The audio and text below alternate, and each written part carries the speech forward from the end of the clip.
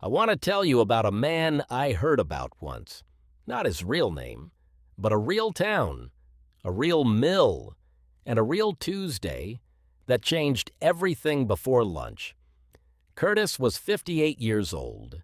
For 26 years, he had never once come home from work without his tool belt on his shoulder. He hung it by the back door every night. Same nail, same sound. He was afraid now of what the nail would look like empty. Larkspur, Ohio, population under 4,000. The Larkspur Paper Company had run on the same riverbank for 41 years. Everybody's father worked there, or somebody's father did. Curtis kept its machines breathing. He was good at it. He liked being good at it. His daughter, Renee, lived with him. She needed him, not just his paycheck, his hands, his schedule, his patience on the hard mornings. Providing for her wasn't a line item to Curtis. It was who he understood himself to be. Then came the memo. 90 days. Restructuring. Production moving overseas. 640 people gone by June. The town didn't riot. It didn't even really talk about it, not directly. People just got quieter. That's the part nobody tells you about a closing. Not the shouting, the quiet. Curtis did what everyone told him to do. Unemployment first, then the county's retraining program, 6 months, HVAC certification, the SMART path, the one with a pamphlet and a ribbon cutting and a local news crew. He sat in a classroom at 58 with men half his age, terrified nobody could see how scared he was. He finished the program. He was proud of that, quietly. But the jobs on the other side of it paid $11 less an hour than the mill had. Nobody had put that number on the pamphlet. His unemployment ran out before steady work did.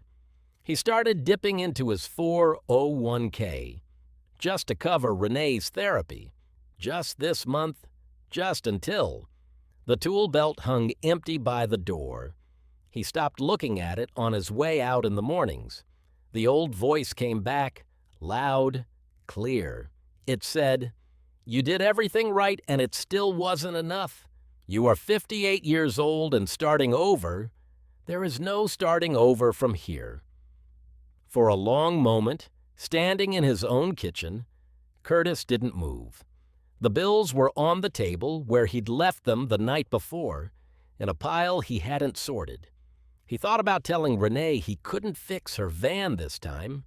He thought about how many years he had left to fix anything. Then he picked his keys up off the counter anyway and drove to Otis's place because sitting there wasn't going to change what was owed.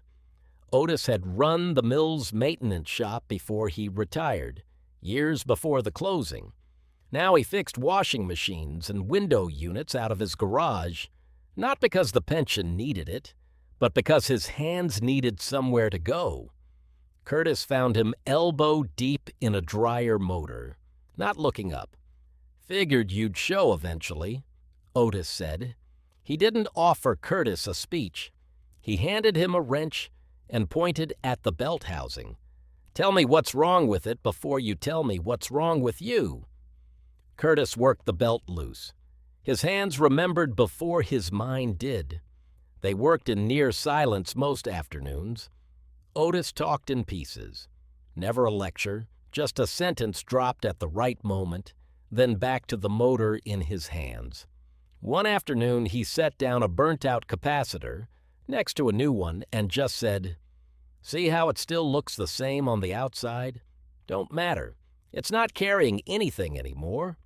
He didn't explain further. He didn't need to. The first week was hard in a way Curtis hadn't expected. A cousin told him fixing dryers was a step down from a mill electrician, said it kind of sideways, kind of not. Day 4, Curtis almost didn't go back, told himself it was a hobby for an old man, not a living. Day 6, a neighbor brought over a dead refrigerator just to see, and paid him $40 he hadn't asked for. It wasn't much.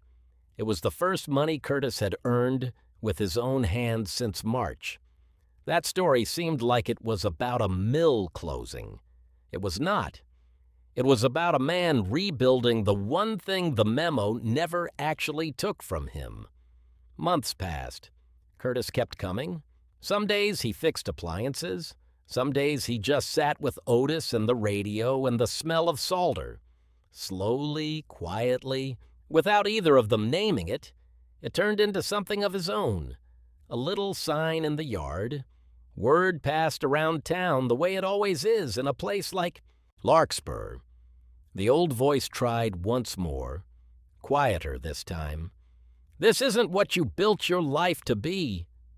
Curtis let it say its piece. Then he answered it the way he'd learned to. Not with an argument, just with the next repair in front of him.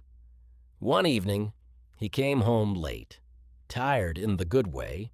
He hung his tool belt on the nail by the back door.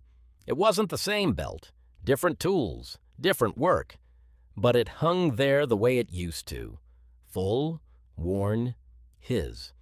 Renee asked him how his day was. He said it was a good one. He meant it. Here is the thing nobody put in that retraining pamphlet, and nobody wrote in the corporate memo either. Your paycheck was never what lets you provide for the people you love. It was just how you happened to be doing it for a while. The providing was always you. Curtis didn't lose that in March. He just spent a few months forgetting he still had it. If there's a version of that empty nail by your own back door right now, whatever it's hanging where it used to be, you don't have to know yet what fills it back up.